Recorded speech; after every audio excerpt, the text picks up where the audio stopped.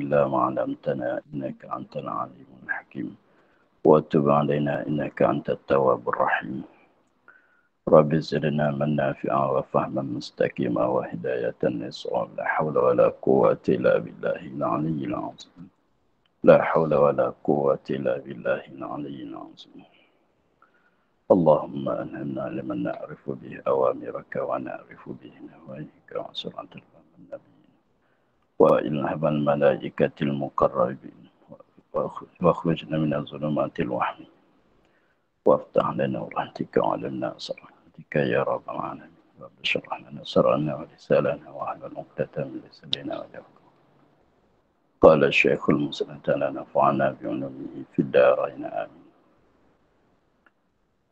Sekarang. Dan kalau ada penyamuk itu najis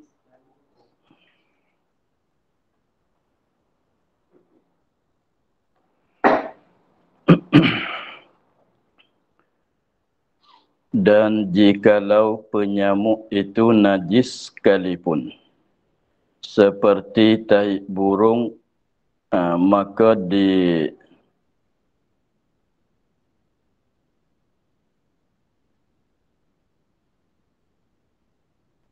itu najis sekalipun maka daripada yang malam tu kulit yang najis ialah kulit binatang yang tidak halal daging. Artinya kulit umpama lembu ialah binatang yang halal daging yang mati dengan tidak disembelih. Maka boleh kita nak menyucikan kulit itu dengan secara musamukkan.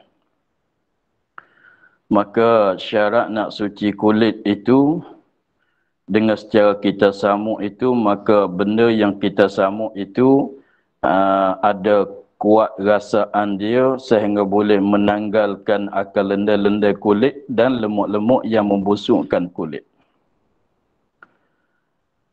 Maka dan juga musannif dah sebut setengah daripada benda-benda yang boleh kita guna untuk nak buat samuk.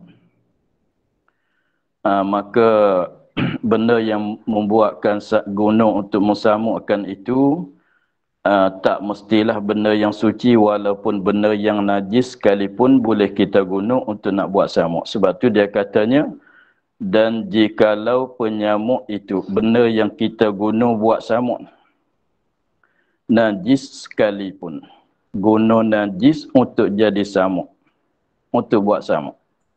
Seperti tahi burung. Kalau dalam kitab Arab dia katanya tahi burung marfati.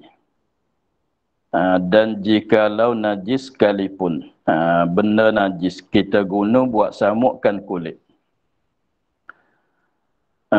Seperti tahi burung sekalipun boleh. Tetapi selepas pada samuk tu mesti dibasuhlah. Basuhkan tahi yang kita guna tu. Jadi di sini dia katanya, dan jikalau penyamuk benda yang kita guna buat samuk itu benda najis sekalipun seperti tahi burung, itu memadai. Tetapi selepas pada tu mesti dibasuh. Jadi faham di sininya najis boleh menyucikan. Benda najis seperti tahi burung tu boleh guna menyucikan. Tapi dia katanya maka ditanggung akan kata mereka itu, ini kata ulama, kata fuqaha, ulama fiqh. Bermula najis itu tiada menyucikan. Bermula najis itu tiada menyucikan. Ulama fiqh dia ada kata benda najis tak boleh kita guna untuk nak buat menyucikan benda lain. Bermula najis itu tiada menyucikan. Jadi ada kataan ulama fiqh, dia katanya benda najis tak boleh kita guna benda najis untuk nak menyucikan. padahalnya di sini umpama tai burung tadi tu boleh guna buat samukkan kulit. Jadi tai burung yang najis itu boleh menyucikan kulit. Maka dia akan berlawan dengan perkataan ulama fiqh, katanya najis tidak boleh menyucikan. Katanya maka ditanggung akan kata mereka itu bermula najis itu tiada menyucikan. Ditanggung atas atas tu takluk pada ditanggung atas bahwasanya tiada mengakat dan tiada menghilang. Tiada mengakat dan tiada menghilang. Maka tiada menafikan bahwasanya ia memalingkan kerana samuk memalingkan yang tiada kerana samuk memalingkan tiada menghilangkan, maka menghasilkan dengan najis yang dihasilkan maka menghasilkan dengan najis yang dihasilkan bagi maksud.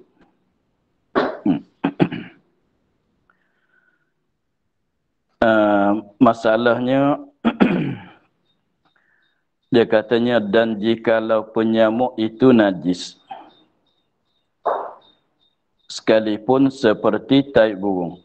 Jadi kita maklumlah kulit yang kita hendak disamuk itu kulit yang najis.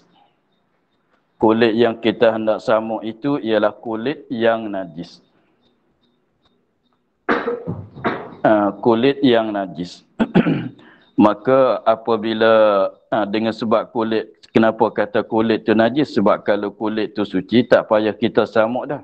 Seperti kulit lembu yang kita sembelih, yang mati lembu itu dengan sembelih, itu tak payah kita samuk sebab kulit tu dah suci. Maka kulit yang hendak kita samuk tu ialah kulit bangkai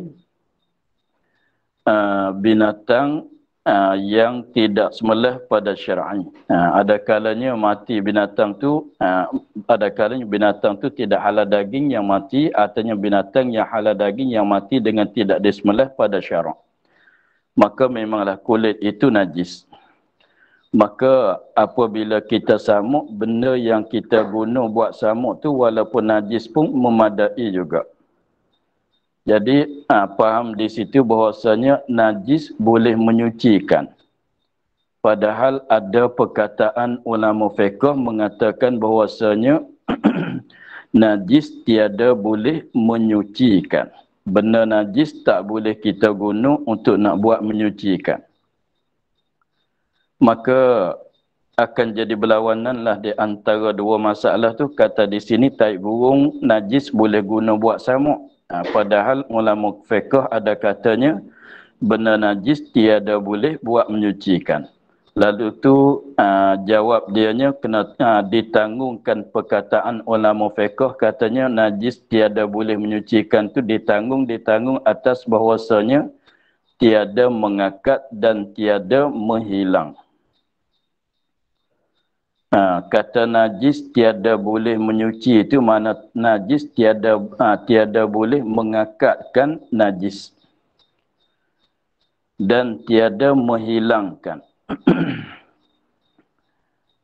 Seperti air, kalau air itu kita katanya boleh mengakat seperti mengakatkan hadas dan boleh menghilang, yakni menghilangkan najis. Kalau kita guna air untuk menyuci itu mana air itu dia ada kekuatan mengakatkan hadas dan menghilangkan najis. Maknanya kalau kita guna air, kita basuh muka, basuh tangan, sapu kepala, basuh kaki, maknanya air itu mengakatkan hadas. Dan apabila kita guna air pada menyucikan najis, mana air itu menghilangkan najis. Tetapi masalah di sini, najis yang kita guna buat samuk tu bukan masalah dia mengakat, bukan masalah dia menghilang. Maka dia katanya, maka tiada menafikan bahwasanya ia najis memalingkan, yakni mengubahkan.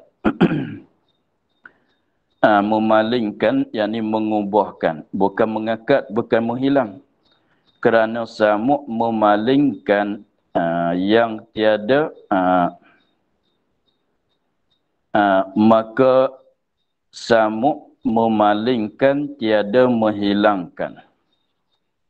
Maksudnya kita samuk sani bukan makna kita menghilangkan najis, bukan kita mengakatkan najis yang ada pada kulit, bahkan kita memalingkan daripada najis kepada jadi suci. Itu maksudnya. Kerana samuk memaling, tiada menghilang, yakni bukan menghilang. Jadi kita samuk kulit san itu bukan maksudnya katanya kita menghilangkan najis daripada kulit. Bahkan maksud dengan kata kita samuk itu ialah memalingkan, mana mengubahkan daripada najis kepada jadi suci. Itu maksud. Sebab itulah dengan sebab samuk itu memaling bukan menghilang. Kalau air itu dia menghilang, dia mengakat.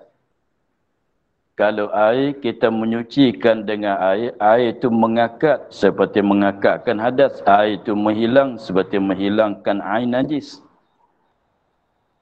Begitu. Adapun kita samuk bukan tujuan kita nak menghilangkan. Bahkan samuk itu tujuan dianya memalingkan. Ini mengubahkan daripada benda najis kepada jadi suci. Jadi samuk tu makna memalingkan, bukan mengakat dan menghilang. Jadi pendek katanya, alat benda yang menyuci, kalau air itu, maka air itu dia ada kekuatan menghilang dan mengakat. Tetapi alat penyamuk apabila kita samukkan kulit, dia bukan mengakatkan najis daripada kulit, bukan dia menghilangkan najis daripada kulit. Bahkan dia memalingkan, mengubahkan daripada asal benda najis kepada jadi suci. Seperti memaling tu, mengubah tu seperti lagi akan datang masalah cukur. Masalah cukur, maka asal daripada arak. Asal daripada arak, maka lama-kelamaan dia salin jadi cukur. Maka asal arak ialah najis. Kemudian apabila biarkan begitu lama-kelamaan dia jadi cukur. Maka asal arak najis berubah jadi cukur, jadi suci. Maka jadi suci itu dengan sebab memaling, dengan sebab berubah. Jadi maknanya, cumanya masalah arak jadi cukur itu masalah jadi sendiri. Bukan kita buat, bukan kita usaha. Cumanya letak dalam arak dalam suatu bekas, biarkan begitu lama-lama dia jadi cukur. Jadi daripada apa dia? Daripada arak yang najis memalingkan, dipalingkan daripada arak yang najis kepada jadi cukur yang suci. Jadi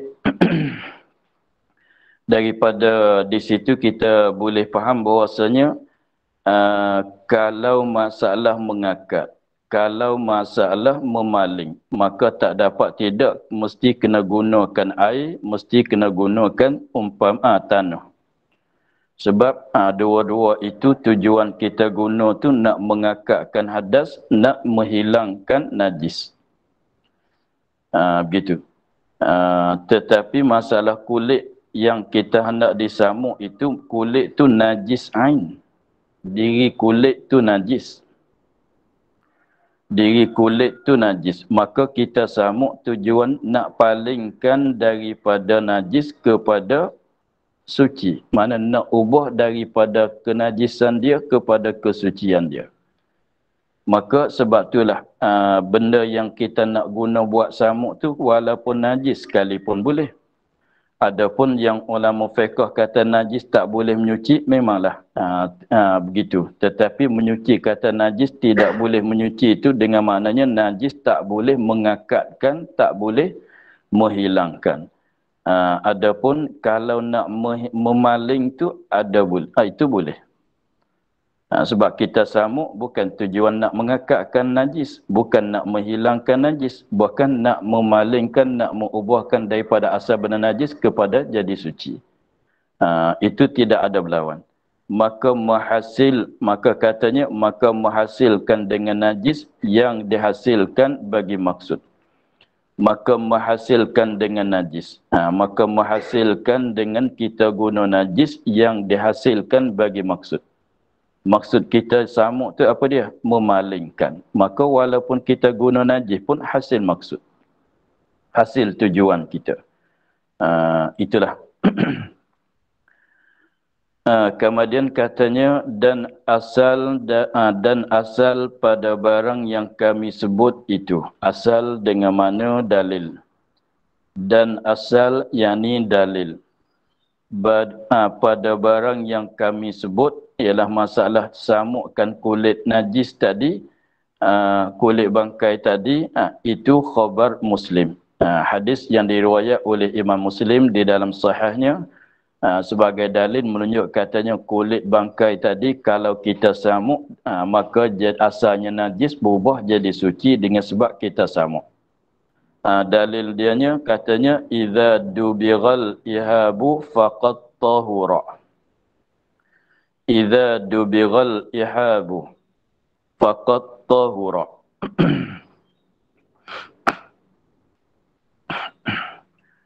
Apabila disamuk. Kitab salah. Apabila disamuk. Bukan dimasak. Apabila disamuk.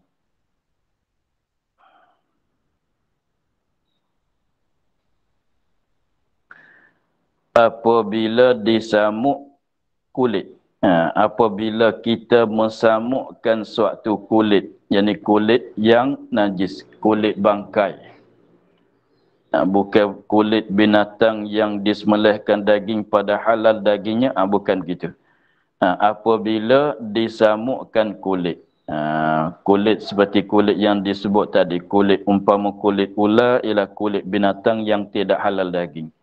Artinya kulit binatang yang halal daging seperti kulit lembu tetapi mati dia bukan dengan sembelih. Kulit itulah yang kita samuk. Adapun kulit lembu yang kita sembelih itu tak payah kita samuk sebab dia dah suci. Apabila disamukkan kulit maka senya suci. Maka senya kulit itu suci. Apa maknanya suci? Maknanya berubah daripada najis kepada jadi suci. Diri kulit tu. Berubah daripada najis kepada jadi suci. Seperti yang kata tadi itulah memaling. Memaling itu makna mengubah. Bukan samuk tu menghilangkan najis. Bukan samuk mengakatkan najis. Bukan samuk tu tujuannya memalingkan saja. Memalingkan suatu benda yang najis kepada jadi suci. Maka senya suci. Faqad tahura.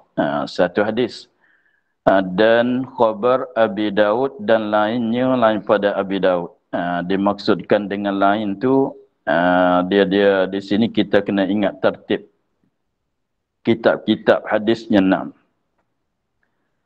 6. Kita kena ingat yang pertamanya Bukhari, yang keduanya Muslim, yang ketiganya Abu Daud, yang keempatnya Tirmizi, yang kelimanya Nasa'i, yang keenamnya Ibnu Majah. Ingat tertib dia. Bukhari, Muslim, Abu Daud, Tirmizi, Nasa'i, Ibnu Majah. Kita hafal begitu. Itu tertib dia. Kalau nak tulis boleh. Bukhari, Muslim selepas pada maknanya itu nombor 1 Bukhari, nombor 2 Muslim, nombor 3 Abu Daud, nombor 4 Tirmizi, nombor 5 Nasa'i, nombor 6 Ibnu Majah. Sekali lagi, Bukhari, Muslim, Abu Daud, Tirmizi, Nasa'i, Ibnu Majah.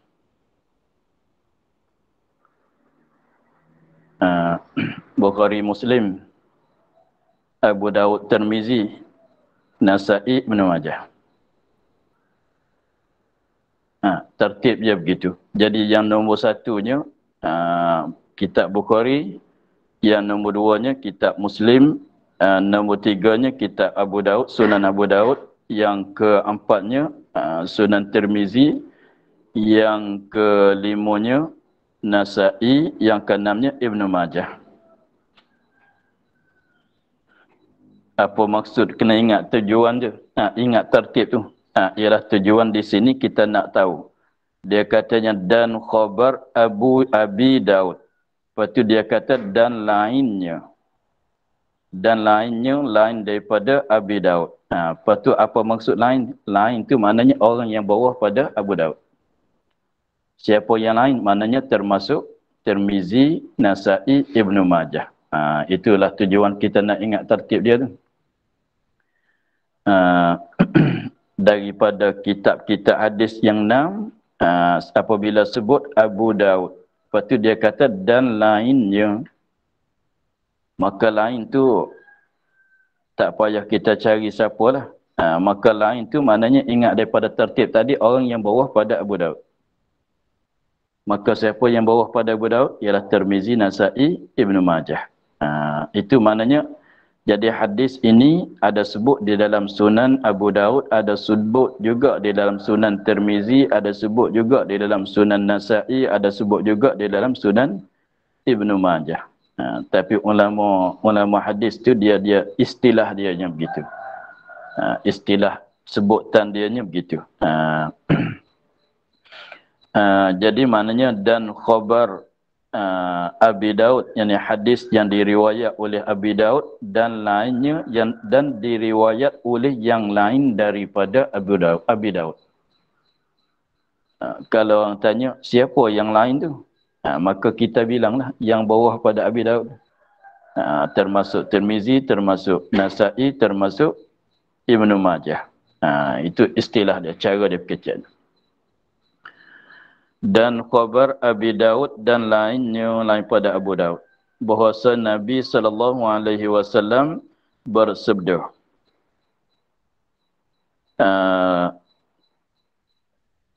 pada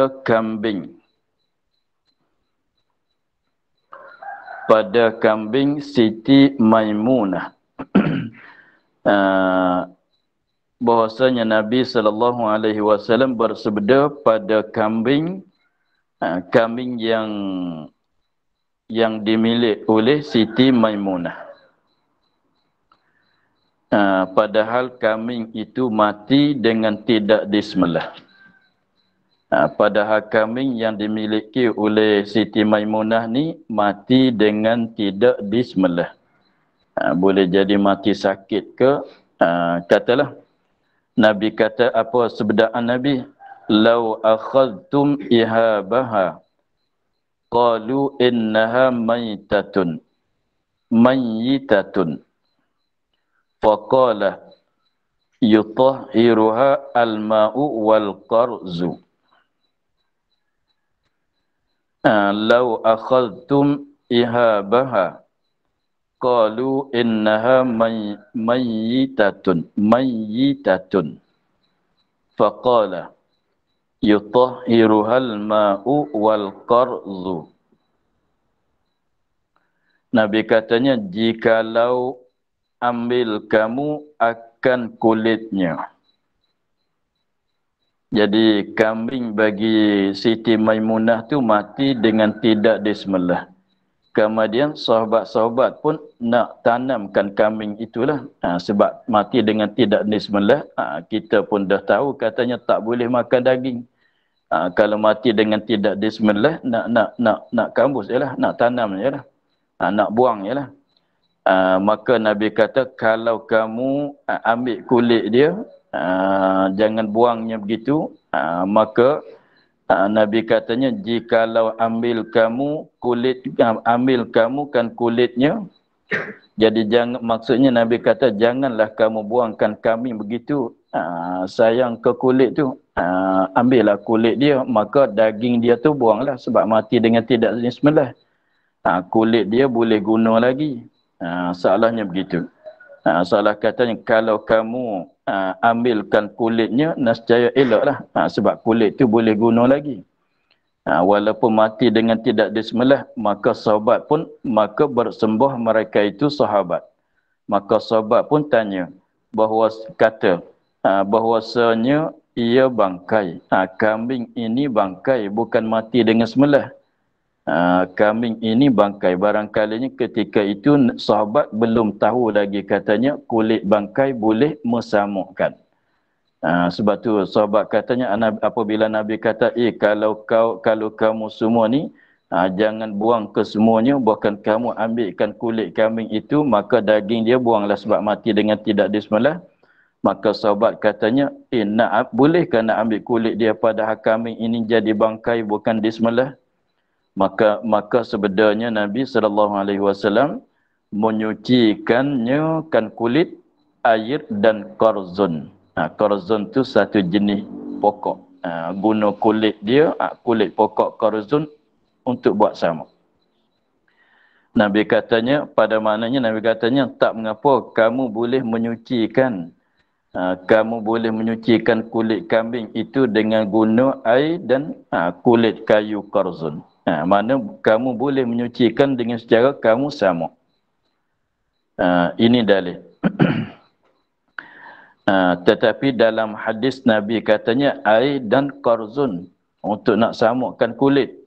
Tetapi tak mesti dua benda inilah untuk nak mesamukkan kulit. Sebab tu katanya, dan dikiaskan dengan air dan korzun barang yang pada maknanya, benda-benda yang ada pada maknanya, pada makna air dan korzun. Jadi maknanya setiap-tiap benda yang tajam rasaannya, yang pekat rasaan, sangat pahit, sangat kelat kemasalan, rasaan dia tu boleh kita guna kesemuanya untuk nak samuk. Tetapi dalam hadis Nabi kata korzun, bukan korzun saja boleh guna untuk nak samuk. Setiap-tiap benda yang macam korzun tu boleh kesemuanya. Walaupun benda itu najis sekalipun. Nanti kita basuh balik. Begitulah. Habis di situ masalah kita menyucikan akan kulit bangkai dengan secara kita samuk. Tetapi maksud dengan kata menyucikan kulit bangkai dengan secara samuk tu, mana kita samuk tujuannya nak ubah daripada kenajisan kulit itu kepada jadi suci. Bukan kita menyuci, sebab najis tak boleh nak menyuci. Tapi kita samuk nak ubah daripada sifat najis kepada jadi sifat suci. Begitu. Dan ada pun jadi khamar, cuka. Khamar tu arak. Khamar itu arak. Jadi arak ni asal dianya khamar. Khamar ni asal dianya ialah buah anggur. Buah anggur apabila diperahkan, maka juz dianya diperamkan di dalam bekas, maka lama-lama jadi cuka. Lama-lama jadi arak. Itu asal khamrun tu, maknanya juz anggur. Maka itu asal panggilan khamarnya ialah juz anggur yang dijadikan yang memabukkan. Yang dijadi arak itulah. Maka kias di atas itu, maka kias di atas juz anggur itu, setiap-tiap air, setiap-tiap juz yang manis, setiap air tebu itu pun sama. Seperti apa lagi? Tuak, itu pun sama. masuk dalam kata khamar kesemuanya. Perahan daripada tufah, perahan daripada tamar, itu dikatakan khamar kesemuanya. Dan adapun ini bagai ni suatu perkara daripada najis kepada jadi suci. Bahagian menyucikan jugalah. Daripada asalnya arak yang najis berubah jadi cuka. Macam tadi kulit bangkai yang najis apabila kita samuk salin jadi suci. Maka arak maklum setiap-tiap benda yang mabuk ialah arak. Setiap-tiap arak tu ialah najis. Setiap-tiap benda yang mabuk yang cair adalah arak. Setiap-tiap arak tu najis. Maka benda itu ketika dia jadi arak najislah. Tetapi dia katanya ada pun jadi khamar cukur. Mana khamar salin jadi cukur. Berubah jadi cukur. Maksudnya begitu. Ada pun jadi khamar cukur. Maknanya ada pun berubah oleh khamar jadi cukur. Maksudnya begitu. Berubah oleh khamar arak. Berubah jadi cukur. Yang menyucikan. Yang menyucikan. Jadi maknanya arak berubah jadi cukur. Apabila jadi cukur tu jadi suci lah. Apabila jadi cukur, suci. Maka ada syarat-syarat dia. Maka ada syarat-syarat dia. Maka tengok. Dia kata, dan ada pun jadi khamar cukur yang menyucikan.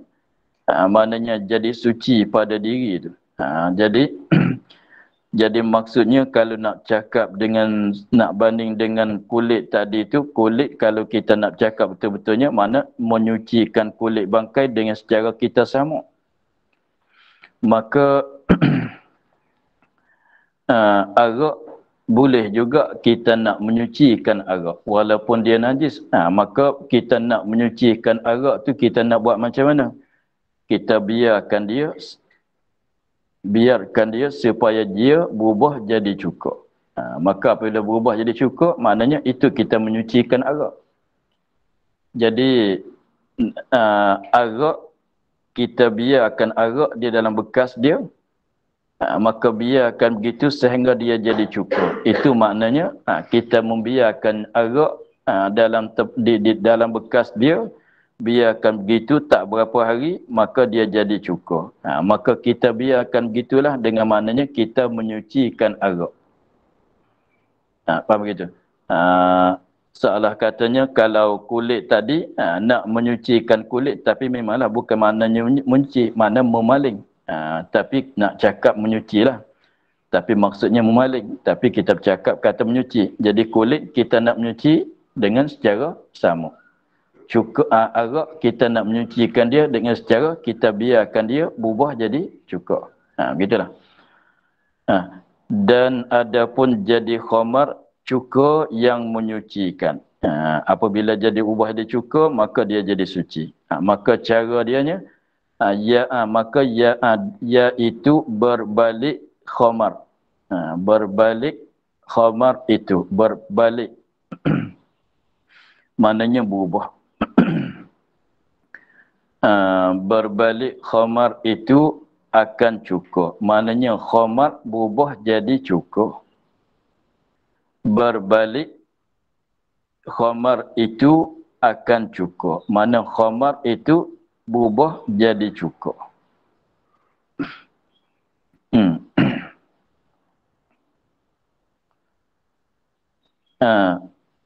Berbalik khamar itu akan cukur. Mana khamar berubah jadi cukur. Lepas tu berubah jadi cukur tu dengan tiada berserta suatu ain yang jatuh di dalamnya. Yang jatuh, yang masuk di dalamnya, di dalam khamar. Jadi jangan ada benda masuk di dalam khamar. yang kita nak bagi jadi cukur yang suci tadi. Dengan tiada berserta suatu ain, tiada berserta suatu ain benda yang jatuh, yang masuk di dalamnya dalam khamar. Jadi contohnya apabila kita dapatkan, kita perahkan anggur, dapatkanlah juz dia tu, maka apabila kita nak buat cuka, apabila kita perah tu, kita nak buat cuka. Apabila kita nak buat cuka tu memanglah juz anggur sana itu kita simpan di dalam bekas, dalam botol ke, dalam tepayan ke, katalah. Maka ketika kita simpan tu, sama tara dia nak jadi cuka tu, kita kena jaga jangan memasukkan benda di dalam juz itu. Baik pada masa dia jadi juz, baik pada masa dia jadi khamar. Kita jangan masuk suatu benda di dalam apa dia? Di dalam khamar, dalam juz itu. Jangan masuk suatu benda. Bagi ada dia dan bekas dia saja. Jangan kita masuk ubatan lah. Jangan kita masukkan ubatan dan lain-lain tu jangan. Sebab apa? Jika dia katanya begitu, jangan dengan tiada berserta suatu ain yang jatuh di dalamnya. Sebabnya kita bayangkan juz anggur, artinya nira masalan. Apabila kita letak dalam suatu bekas, dalam tepayan ke, dalam botol ke masalan, apa kita simpan di dalam itu, maka lama-lama sehari dua ia akan jadi arak. Maka lama kelamaan ia berubah jadi cuka. Maka apabila, kalau contohnya kita letakkan sudu masalan, artinya kulit kayu masalan, kulit pokok ke masalan, dalam khamar itu, dalam juz itu, maka ketika dia berubah jadi arak tu dia najis. Ketika dia berubah jadi arak tu dia najis. Maka dia menajis akan kayu, kulit kayu, artinya kayu atau sudu yang ada di dalam arak itu. Maka arak itu apabila arak menajiskan kayu yang ada di dalamnya itu, maka arak jadi cuka, berubah jadi cuka, maka dia akan akan bersentuh dengan kayu itu, maka kayu tadi mutanajis, menyebabkan cuka itu jadi mutanajis. Itu yang katanya jangan disertakan suatu ain yang jatuh, yang masuk di dalamnya. Sebab kalau kita katanya biasanya kalau di petani itu pokok tal, artinya pokok apa dia yang kat pisungai lipah, ketika dia ambil nira tadi tu, dia letakkan kulit cengal katanya, rasanya untuk lambatkan masam dia, untuk supaya tak cepat masam dia. Maka apabila dia simpan untuk nak jadi cukur, maka kulit tu mesti dibuangkan. Kulit tu mesti dibuangkan. Maka sekiranya kalau tak buang kulit itu, kulit cengal tadi tu, maka duduk dalam nira tu, apabila dia jadi tuak masam tu, maka ketika itulah ia jadi arak. Ketika dia gelegak itu, naik gelegak dia tembak angin tu, maka ketika itu ia jadi arak. Ketika itu najis. Kalau minum pada masa itu mabuklah. Kalau minum pada masa itu mabuk, sebab jadi arak, maka ketika itu najis. Maka kayu yang ada di dalamnya, kayu itu akan kena najis. Jadi kayu itu mutanajis.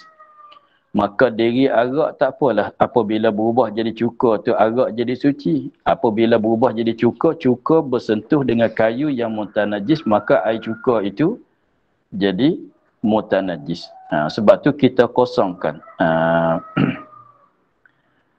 Itulah makna katanya dengan tiada berserta suatu ain yang jatuh di dalamnya dalam arak.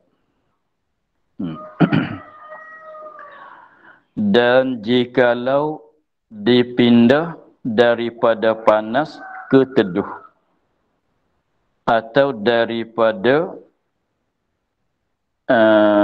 teduh ke panas boleh. Ini tak mengapa. Janjinya jangan masuk suatu benda di dalam arak sementara ni ia nak jadi cuka. Apabila jadi cuka tak apalah kita nak masukkan benda sebab cuka dah suci. Tetapi kalau kita nak mencepatkan untuk nak jadi cuka, biasanya dia kena, tak tahulah orang katanya 40 hari. Daripada asal juz kepada nak jadi cuka tu kita kena letak peram di dalam bekasnya 40 hari. Tapi dengan cerita ni sajalah, tak pernah buat sendiri pun. Maka jadi gelap cerah, gelap cerahnya salin 40 hari, maka jadilah cuka. Maka sekiranya kalau kita nak mencepatkan akan juz itu, cepatkan jadi cuka, maka jangan kita masukkan ubatan. Jangan kita masukkan benda-benda di dalam cuka, dalam arak itu sebab jadi mutanajis kepada cuka. Maka cara dianya, dia nak mencepatkan, dia ambil juz tadi tu letak tengah panah. Apabila jadi panah, dia masuk ke dalam teduh. Apabila habis panah, dia letak. Apabila dalam teduh tu habis panas, dia letak tengah panah balik. Jemurkan balik. Apabila air itu panas, maka dia letak dalam teduh. Dia tukar tempat begitulah. Supaya cepatkan jadi cuka. Maka itu tak mengapa. Sebab kita tak masukkan suatu benda di dalam cuka, dalam arak tadi. Itu tak mengapa. Kalau kita nak mencepatkan supaya jadi cuka, itulah cara dianya. Jangan masuk suatu ubatan, suatu benda dalam arak tadi. Seperti setengah-setengah orang tu dia tempat kajian pokok tu, dia nak mencepatkan akan besar pokok tu, dia buat macam mana? Dia apabila waktu siang tu dia jemur panas 2 jam, dia masuk dalam gelap 2 jam pokok. Dan dia keluarkan pula tempat panas 2 jam, dia masuk dalam gelap 2 jam. Supaya pokok tu cepat besar, dia kata. Maka beginilah, seolah begitulah kalau kita nak mencepatkan jadi cukanya, kita pindah daripada panah ke teduh dan daripada teduh ke panah. Jemur panas sekejap, masuk dalam teduh. Apabila duduk dalam teduh, keluar pula tempat panah. Jadi cepat, daripada 40 hari boleh jadi 20 hari, dah jadi cuka. Jadi maknanya syarat dianya jangan jangan masuk benda di dalam arak sementara dia nak jadi cuka. Kita kena jaga di situlah.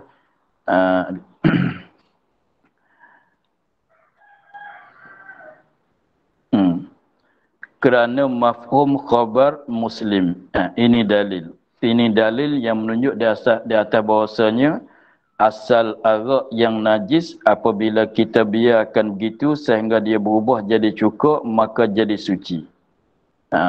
Jadi berubah daripada sifat najis kepada sifat suci. Mana dia dalil? Dalil dianya kerana mafhum khabar Muslim. Kerana yang dipaham daripada khabar Muslim, jadi hadis yang diriwayat oleh Imam Muslim, ditanya akan Nabi sallallahu alaihi wasallam. Ditanya akan Nabi sallallahu alaihi wasallam. Ada sahabat, ada orang tanya Nabi sallallahu alaihi wasallam, adakah aku ambil khamar itu akan khal? Adakah aku ambilkan khamar itu akan khal? Khamar tu arak, khal tu cuka. Khamar tu arak, khal tu cuka. Adakah aku ambilkan arak itu akan khal? Maknanya maksudnya boleh ke tidak aku nak jadikan arak ini kepada jadi cukur? Sebab dia tanya tu sebab dia pun dah tahu kata arak tu najis. Maka apabila biarkan begitu lama-lama jadi cukur, maka adakah jalan nak jadi suci cukur itu arak itu apabila ia jadi cukur? Boleh dah nak ambil. Maka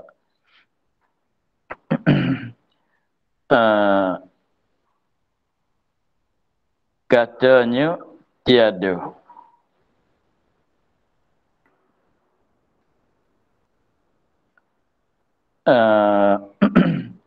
Katanya tiada, yakni aku yakni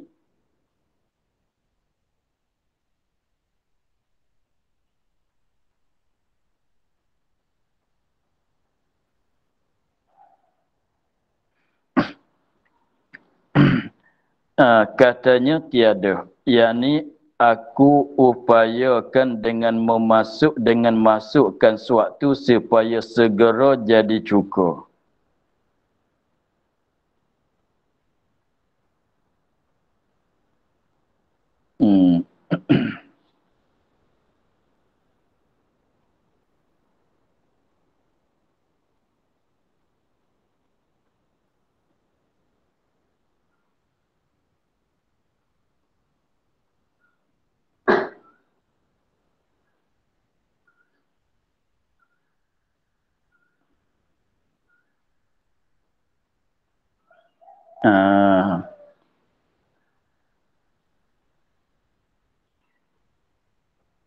Ya.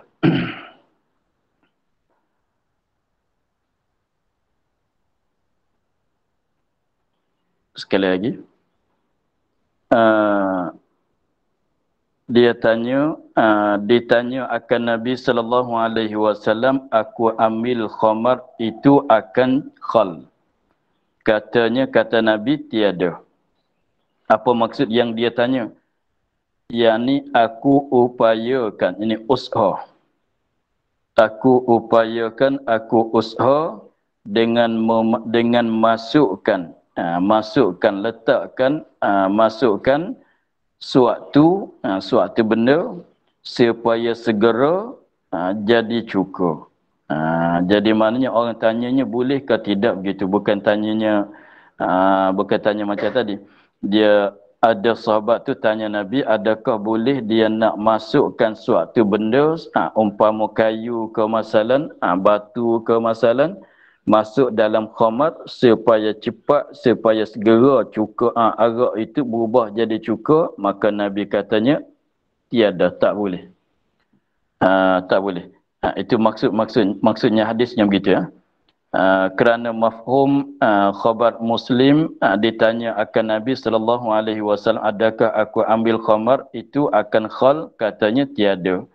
Jadi maksudnya dia tanya aku usahakan dengan masukkan suatu supaya segera jadi cukur. Boleh ke tidak nak masukkan ubatan kayu ke apa dia, batu ke masalah, daun-daun ke masalah dalam arak, ketika dia jadi arak tu supaya cepat berubah arak tu kepada jadi cukur? Maka Nabi katanya tak boleh. Nabi jawab katanya tak boleh. Dengan sebab masuk suatu sebab ilat dianya ialah ketika dia jadi arak tu dia najis. Akan bersentuh, kalau kita letak daun maka arak tu menajiskan daun. Maka apabila cukur apabila arak jadi cukur, air cukur tu suci bersentuh dengan daun yang kena muntah najis, maka jadi kesemuanya cukur dalam bekas itu jadi muntah najis sebab bersentuh dengan daun. Adapun kalau bekas dia itu dimaaf. Bekas dia dimaaf. Contohnya kita letakkan isikan jus tadi tu di dalam botol. Apabila dia jadi cukur, dia gelegak. Gelegak tu dia naik. Setengah-setengah tu kalau banyak tu gelegak naik sehingga keluar kepada mulut botol itu. Maka apabila biarkan begitu dia jadi cukur, maka bekas tu dimaafkan. Maknanya bekas itu jadi suci. Dan di hujung dia tu, contohnya kalau botol dia jadi mulut dia begini. Maka di sini tu ada arak. Ketika dia gelegak, dia naik sampai atas ni, melipah. Maka apabila dia jadi cukur, dia turun balik. Maka apabila kita nak guna cukur, mesti kita tuang. Maka tuang di sini bekas kena arak. Bekas kena arak, maka kalau kira di sini sebelah dalam tu mutanajis sebab bekas kena arak. Sebab arak tu ketika dia gelegak, dia naik. Dia naik sampai ke mulut dia ni. Setengah tu sampai melipah. Apabila dia jadi cukur, dia turun balik. Maka di sini ni, di hujung dia ni, sebelah dalam tu mutanajis. Maka walaupun mutanajis, apabila kita nak gunakan cukur, tak mesti kita sedut naik. Kita tuang gini pun boleh. Walaupun kena kat mutanajis itu dimaaf. Sebab kita nak buat macam mana kalau tak dimaaf tu tak boleh guna pula cukur dalam botol. Maka jadi maknanya bekas dia ni, walaupun bekas kalau orang Eropah tu dia buat bekas daripada kayu. Bekas simpanan jus tu dia buat daripada kayu. Maka ketika jadi arak, memanglah arak menajiskan sebelah dalam dia. Sebelah dalam bekas. Tetapi apabila arak tu jadi suci, maka bekas yang kena najis arak tu dimaafkan. Maka tak mengapa dah. Tetapi kalau benda yang kita letak dalam arak tu lah yang menajiskan cukur, ada pun bekas dia tak mengapa.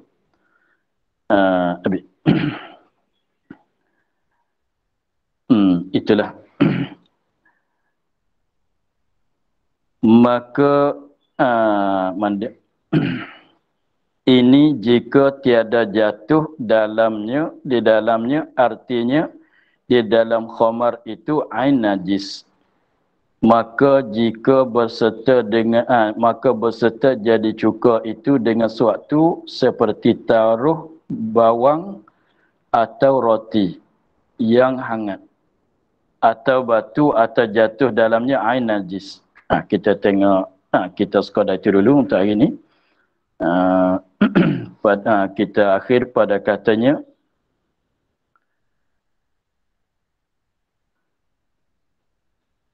ini jika tiada jatuh dalamnya. Wallahu a'lam. Alhamdulillah rabbil alamin. A'udzu billahi minasyaitonir rajim. Bismillahirrahmanirrahim. Alhamdulillah rabbil alamin. Wassalatu wassalamu ala asyrafil anbiya'i wal mursalin wa ala alihi wa sahbihi ajma'in. Allahumma iftah alaina futuhal arifin wa nawwir qulubana min nurikal karim waj'al amalana khalisatan liwajhikal karim. Allahumma inna nasta'dinuka ma qara'nahu wa ma hafaznahu wa ma sami'nahu. Faradna alaina waftah jadina subhana rabbika rabbil izzati amma yasifun wa salamun alal mursalin walhamdulillahi rabbil alamin. Nak tanya sikit bang. Abang nak tanya sikit bang. Proses cuka nak jadi arak tu berapa lama ya bang? Itu arak jadi cuka. Arak jadi cuka ya. Arak jadi cuka. Itu tengok benda. dia masa tu tak jadi syarat. Setengah benda tu kalau nak mencepatkan dengan secara pindah tadi tu, pindah pada panah kepada teduh tu boleh nak mencepat. Walaupun ada masa 4-5 hari pun boleh. Setengah benda tu 40 hari. 40 hari. Tak masalah berapa hari proses daripada arak kepada cukur tu, itu tak. Walaupun cepat pun boleh. Dia janjinya jangan kita cepatkan nak jadi cukur tu dengan masuk benda. Itu ya saja. Cuma kalau kita buat lah, kita tak tahu nak beza dia. Masa bila dia jadi arak, masa bila dia jadi cukur. Jadi arak tu kita tahulah cuma nak jadi cukur tu. Dia ketika jadi arak tu, jadi ketika dia gelegak naik kan. Jadi berbuih naik tu, kalau kita pernah beli air tebu, betul-betul tu kalau kita biarkan gitu 2 hari dah gelegak naik. Ketika tu dah jadi arak. Itu kalau kita biarkan gitu, ambil masa jugalah. Apabila jadi masam tu, kalau orang pernah itu dia hidup pun dia dah tahu dah. Dia rasa dah tahu dah daripada naik masam tu ialah jadi cuka. Okay, Ya, ya. InsyaAllah. Ya. Terima kasih. Ya, sama-sama.